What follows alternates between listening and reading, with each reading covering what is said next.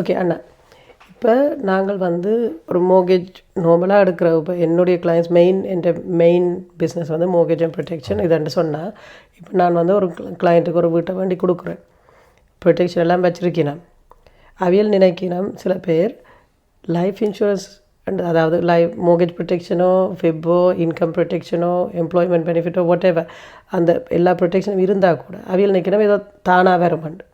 இப்போ நிறைய பேருக்கு தெரிகிறையில் மோர்கேஜ் ப்ரொடெக்ஷன் இருந்தால் கூட நீங்கள் அதை வந்து ஒரு ட்ரஸ்ட்டில் போட்டு வைக்கணும், அதை வந்து ஒரு உயில் எழுதி வைக்கணுமன்றது தெரியல. இப்போ அதுண்ட சரியல் பிள்ளைகள் அது என்னத்துக்காக நாங்கள் யூஸ் பண்ணணுமன்றதை வந்து நீங்கள் ஒரு கவனப்படுத்துவோம்.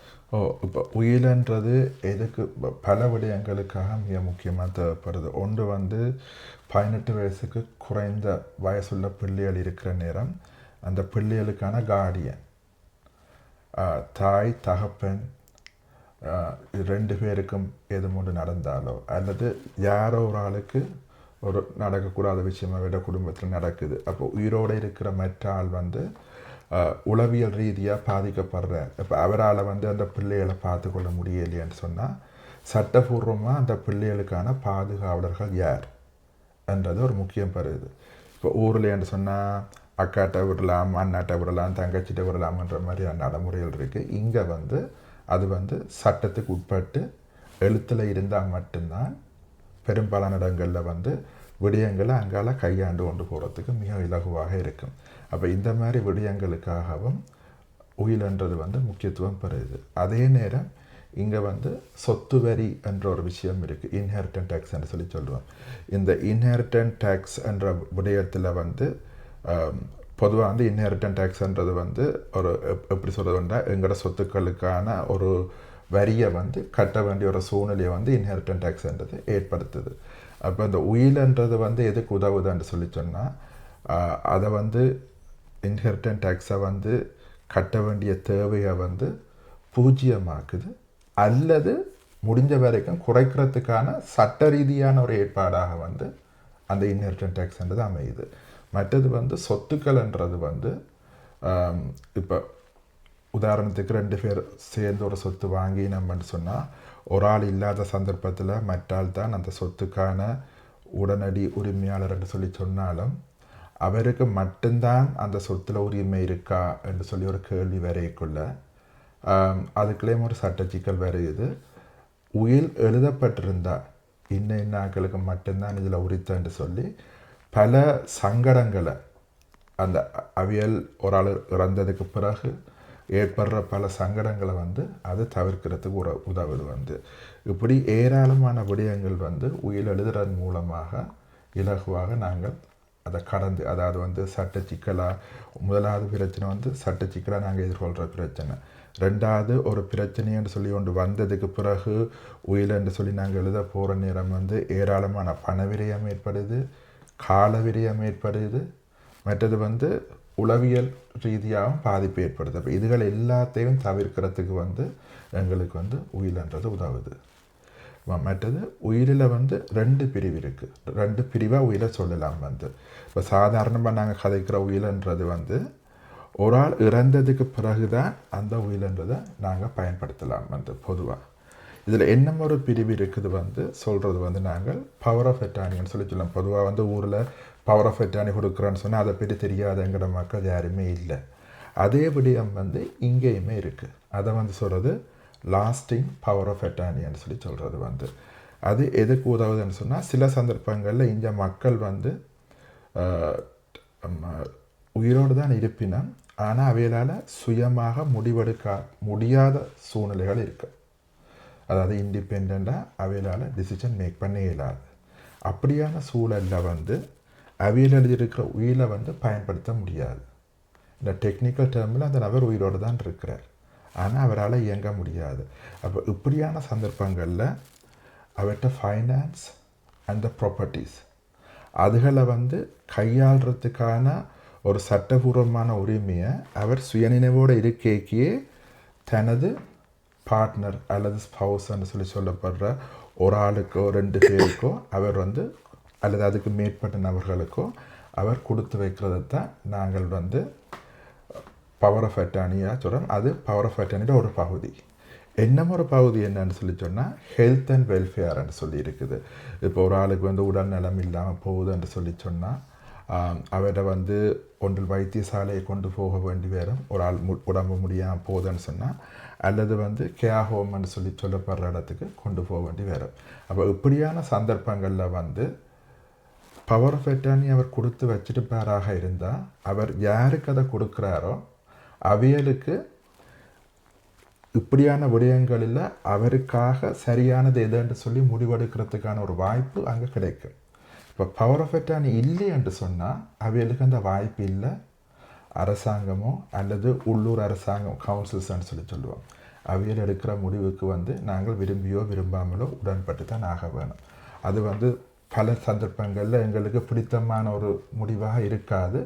இருந்தாலும் எங்களால் எதுவுமே செய்யலாது. என்னென்னு சொன்னால், இந்த ஏற்பாடுகளை நாங்கள் முன்கூட்டியே செய்ய இல்லை என்று சொல்லி சொன்னால் அதுக்கு பிறகு அதுகளை செய்து கொள்றதுக்கான வாய்ப்புன்றது வந்து முக்கியமாக பவர் ஆஃப் அட்டர்னின்றதுக்கான வாய்ப்பு வந்து மிக குறைவு.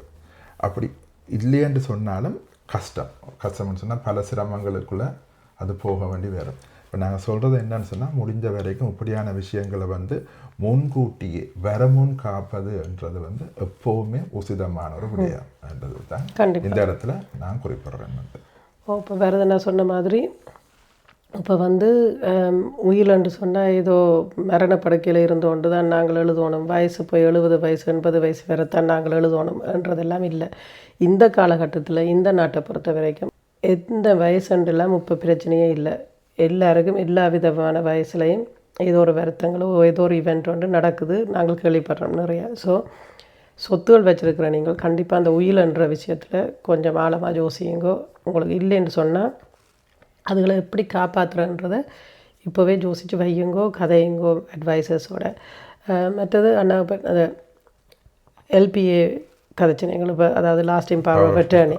இப்போ லாஸ்டிங் பவர் ஆஃப் அட்டர்னின்றது வந்து இப்போ நான் முதல்ல கதைச்ச ஒரு விடயம் மறைச்சிட்டு தான். இப்போ சப்போஸ் இப்போ அந்த இறக்கணும் இறக்கையில் என்னென்றாலும் ஒரு வெஜிடேட்டிவ் ஸ்டேட்டில் இருக்கும்போது தோட் ப்ராசஸ் வந்து அவங்களுக்கு சீராக இல்லைன்ட்டா இந்த லாஸ்டிங் பவர் ஆஃப் அட்டர்னி வந்து உங்களுக்கு ஹெல்ப் பண்ணும்.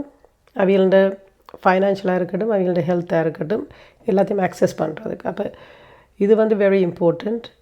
நிறைய பேர் இன்றைக்கி நம்ம ஏதோ லாஸ்டிங் பவர் ஆஃப் அட்டர்னின்றா ஜஸ்ட் ஃபைனான்ஷியல் ரீதியாக தானேன்னு சொல்லி, ஆனால் ஃபைனான்ஷியல் ரீதி மட்டும் இல்லை, அந்த நபர் சார்ந்த பர்சனல் விடயங்களை நீங்கள் உங்களுக்கு அக்சஸ் வேணுமென்று சொன்னால் அவையில் உங்களை நாமினேட் பண்ணியிருக்கணும். அது வந்து நாமினேட் பண்ணுறது வந்து லாஸ்டிங் பவர் ஆஃப் அட்டர்னி ஊடாக நீங்கள் அதை தனியாக செய்யணும். ஸோ வில்ன்றது வேறு, லாஸ்டிங் பவர் ஆஃப் அட்டர்னின்றது வேறு. இப்போ வில்ன்னும் போது வந்து நாங்கள் ஒரு ஆளை நியமிக்கிறோம். எந்த சொத்து எனக்கு புறம் இன்னாருக்கு தான் போகுதுன்னு சொல்லி நாங்கள் முன்கூட்டியே எழுதி வைக்கிறோம். ஆனால் லாஸ்டிங் பவர் ஆஃப் அட்டர்னி என்ற வந்து என்ன சார்ந்த விடயம் இன்னார் தான் முடிவெடுப்பினோம் அண்டு. ஏன்னா நீங்கள் யார் உங்களை மாதிரி உங்களோட இடத்துல இருந்து முடிவெடுப்பினோட நம்புறீங்களோ அந்த ஆள் தான் நாங்கள் லாஸ்டிங் பவர் ஆஃப் அட்டர்னிக்கு போட போகிறோம். ஸோ வில்லை விட என்னை பொறுத்த வரைக்கும் இந்த லாஸ்டிங் பவர் ஆஃப் அட்டர்னி எல்லார்ட்டையும் இருக்கும். ஏன்னா அது வந்து இப்போ வில் கூட சொத்து இல்லைன்னு சொன்னாலும் உங்களுக்கு ஒரு சொத்து இருக்குது, அது வந்து ஒரு பிள்ளைக்கு பாஸ் பண்ணணுமா, அது ப்ரொபேட் ஊடாக போய் இழுபட்டு எஸ் உங்களுக்கு time waste, solicitor money waste. ஆனாலும் ஏதோ ஒரு ரீதியாக நீங்கள் ஃபைட் பண்ணி இன்ஹெரிட்டன்ஸ் டேக்ஸை கூட பே பண்ணினாலும் உங்களுக்கு ஏதோ ஒரு ரீதியாக வரும். பட் எல்பின்றது வந்து வெரி இம்பார்ட்டண்ட். அதாவது லாஸ்டிங் பவர் ஆஃப் அட்டர்னின்றது வந்து எல்லாருக்குமே அது இருந்தால் தான் நல்ல நம்புறேன். அதுவும் இப்போ திருமணமாகி இப்போ ஒரு குடும்பமாக வாழ்கிறாக்கள், பிள்ளைகளோடு இருக்கிறாக்களுக்கு கண்டிப்பாக தேவை. ஸோ அது சார்ந்த விடயத்தையும் நீங்கள் இன்னும் கூட விவரமாக அட்வைசர்ஸோட கதைக்கலாம். மற்றதானா இன்னொன்று வந்து ட்ரஸ்ட்.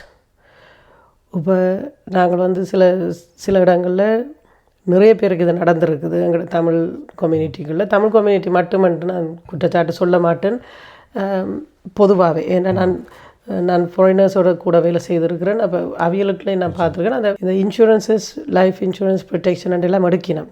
ஆனால் அதை சரியான ஒரு ட்ரஸ்ட்டுக்குள்ளே போடப்படுறதில்லை சில நேரம். இப்போ என்னுடைய கம்பெனி இப்போ எனக்கு வந்து நாங்கள் ஒரு இன்சூரன்ஸை செய்தால் கண்டிப்பாக அது automatically goes into a trust. அதையும் நாங்கள் செய்து கொடுக்க வேணும் என்றதை வலியுறுத்துது. அதுதான் உண்மையிலேயே ஒரு நல்ல ஒரு ப்ரொடெக்ஷன் அட்வைசருக்கு அழகு.